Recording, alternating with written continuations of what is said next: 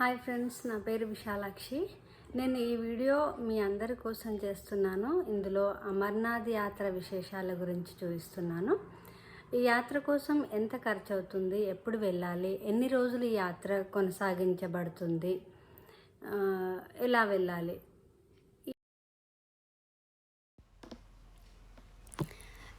So మేము హైదరాబాద్ నుంచి ఫ్లైట్లో బయలుదేరామండి శ్రీనగర్కి.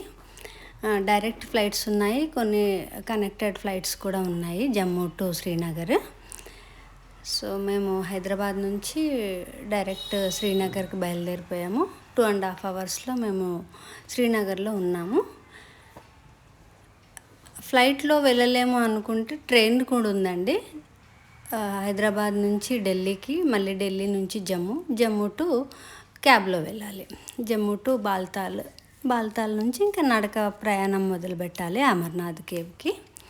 సో ఇలా రకరకాలుగా ట్రాన్స్పోర్టేషన్స్, మనకు ట్రైను, ఫ్లైట్ వెళ్ళొచ్చు. ఇక నడిచి వెళ్ళాలి అనుకునే వాళ్ళు బాల్తాల్ నుంచి కానీ పహల్గామ్ నుంచి కానీ వెళ్ళొచ్చు. పహల్గామ్ నుంచి అంటే 2.5 days పడుతుంది నడక ప్రయాణము, అది 46 kilometers ఉంటుంది.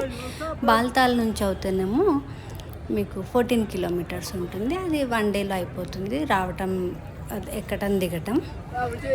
సో మేము శ్రీనగర్ చేరుకున్నాక అక్కడ దాల్ లేక్లో ఒక డే అక్కడ స్పెండ్ చేసాము. నెక్స్ట్ డే మార్నింగ్ బయలుదేరి శ్రీనగర్ టు బాల్తాల్ బయలుదేరాము క్యాబ్లో. క్యాబ్ వాడు శ్రీనగర్ టు బాల్తాల్ మాకు 3,000 తీసుకున్నాడు, ప్రీ బుకింగ్ చేసుకున్నాము. ఇట్లా బాల్తాల్లో మనకి లంగర్స్ ఉంటాయి, అక్కడ ఫుడ్ పెడతారు ఫ్రీగానే. అమర్నాథ్ యాత్రలో ప్లస్ పాయింట్ ఏంటి అంటే మనకు అసలు ఫుడ్ ఖర్చు అంటూ ఏది ఉండదు. మీరు ఫ్రూట్స్ లేకపోతే మెడిసిన్, ఇంకా కాఫీ, టీలు ఏదైనా కొనుక్కుంటే మీకు సొంత ఖర్చులతో కొనుక్కోవచ్చు, లేదంటే అది కూడా ఫ్రీనే ఉంటాయి మనకి.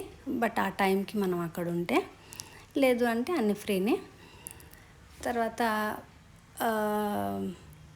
డైరెక్ట్ ట్రైన్ అంటే మీకు శ్రీనగర్ జమ్మూకి, సికింద్రాబాద్ టు జమ్మూ ట్రైన్ ఉంది.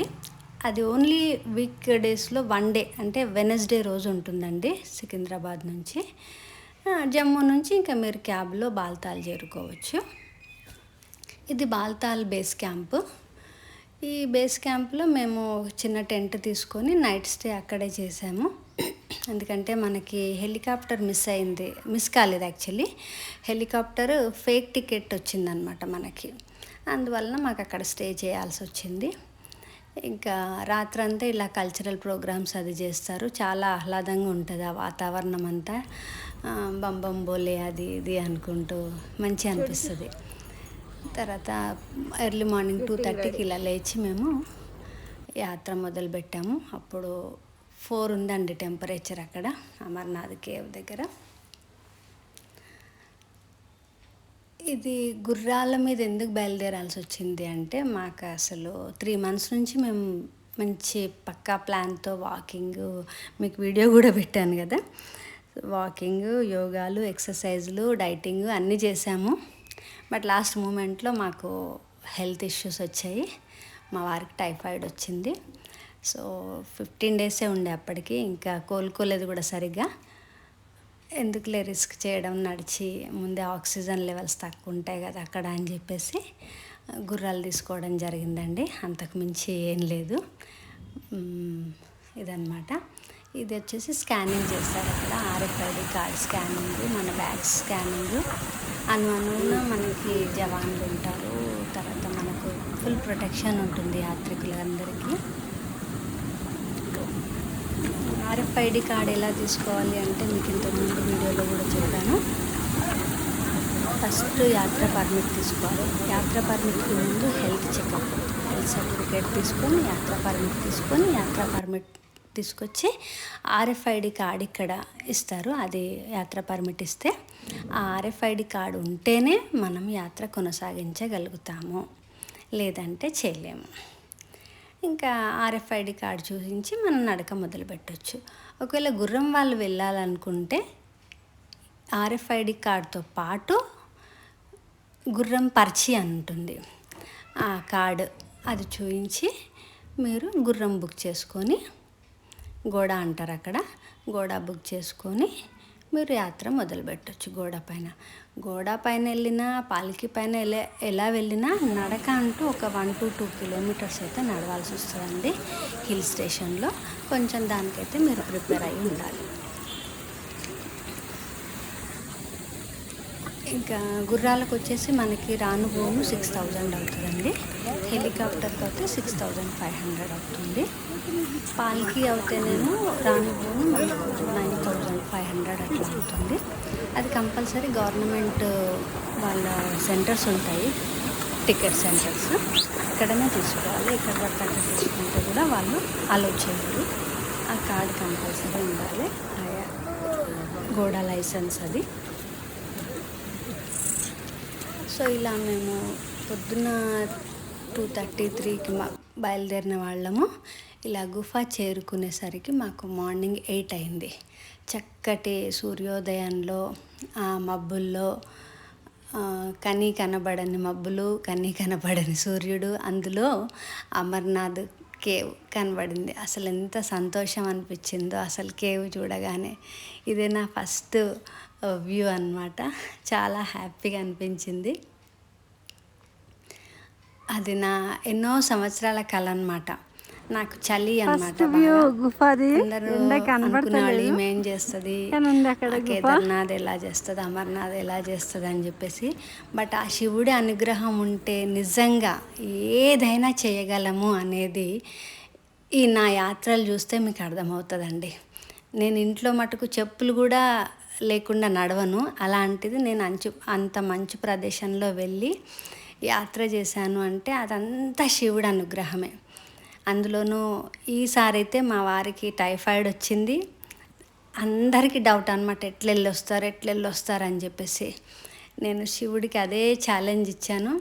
నన్ను పిలిపించుకుంటున్నావు, నీ బులావు రాంది ఎవ్వరూ రాలేరు, శివుడి అనుగ్రహం లేనిది చీమైనా కుట్టదన్నట్టు. నాకు ఆయన బులావ్ అంటే ఆయన పిలుపు వచ్చింది కాబట్టే నేను ఆయన దగ్గరికి వెళ్తున్నాను అనేది నా దృఢమైన విశ్వాసం అన్నమాట. ఇంకా నేను ఆ విశ్వాసంతో ఈ యాత్ర ఎలానైనా చేయాలి అనే సంకల్పం తీసుకున్నాను.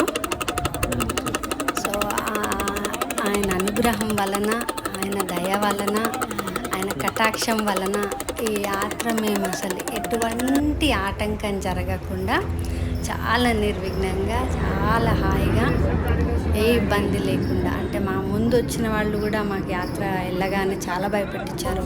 భీడ్ చాలా ఉంది, అది ఉంది, మీరు వెళ్ళలేరు, లేకపోతే అది అవుతుంది, ఇది అవుతుంది, ఎన్నో అంటే నెగిటివ్ ఫీడ్బ్యాక్స్. సో ఏది పట్టించుకోకుండా శివుడి మీద భారం వేసేసి మేము వెళ్ళిపోయాము. అనుకున్నంత కష్టంగా అయితే ఏముండదండి. మీరు ప్రయత్నం చేస్తే మంచి సంకల్పంతో మొదలు పెట్టండి, చాలా బాగుంటుంది యాత్ర, ఏ యాత్ర అయినా సరే. సో శివుడు అనుగ్రహం లేనిది చీమైనా కుట్టదు అన్నట్టుగా నాకు ఈ యాత్రలో శివుడు అనుగ్రహం లేనిది మనం ఏమీ చేయలేము. నాకు అనుగ్రహం ఉంది కాబట్టే నేను ఈ యాత్ర చేశాను విశ్వాసం. సో ఈ టైంలో ఇంకా అమర్నాథ్ మహాదేవుడికి దండం పెట్టుకొని ఇంకా పంచతర్నికి బయలుదేరి, పంచతర్నికి కూడా మేము గుర్రాలపైనే వచ్చామండి. ఇంకా చేసేది ఏం లేదు, మీకు చెప్పాను కదా ఆల్రెడీ. సో గుర్రాలపైన వచ్చి మళ్ళీ అక్కడి నుంచి హెలికాప్టర్లో నీల్గ్రత్ అక్కడికి చేరుకున్నామంటే బాల్తాల్ బేస్ క్యాంప్ అన్నమాట. ఇవి హెలికాప్టర్ దృశ్యాలు, చాలా బాగుంది అసలు అది కూడా. సో మీకు నా వీడియోస్ నచ్చితే లైక్ చేయండి, షేర్ చేయండి, కమెంట్ చేయండి. ఇంకా చాలా కంటెంట్ ఉంది నా దగ్గర. 12 జ్యోతిర్లింగాల యాత్రలు కూడా పెట్టాలనుకుంటున్నాను. సో మీరు మీ ఎంకరేజ్మెంట్ ఉంటే నేను ఇలాగే చాలా వీడియోస్ చేస్తాను. ఇంకా నా వీడియోస్లో కానీ, నా ఇన్ఫర్మేషన్లో కానీ, కంటెంట్లో కానీ ఏదైనా తప్పులు కానీ, మిస్టేక్స్ కానీ ఉంటే దయచేసి క్షమించండి.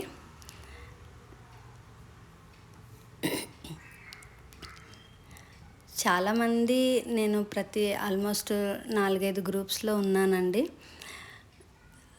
గ్రూప్స్ కానీ, నా ఫ్రెండ్స్ కానీ, కాంటాక్ట్స్ కానీ, రిలేటివ్స్ కానీ, క్లోజ్ రిలేటివ్స్ కానీ ఎవరైనా సరే ఇప్పటివరకు సబ్స్క్రైబ్ చేయకపోతే సబ్స్క్రైబ్ చేసుకోండి, నా ఛానల్ ఫాలో కండి, లైక్ చేయండి అండ్ కమెంట్ చేయండి. సో మీ అందరికీ నా వీడియో నచ్చుతుందని ఆశిస్తున్నాను. సో ఇది నా అమర్నాథ్ యాత్ర విశేషాలు.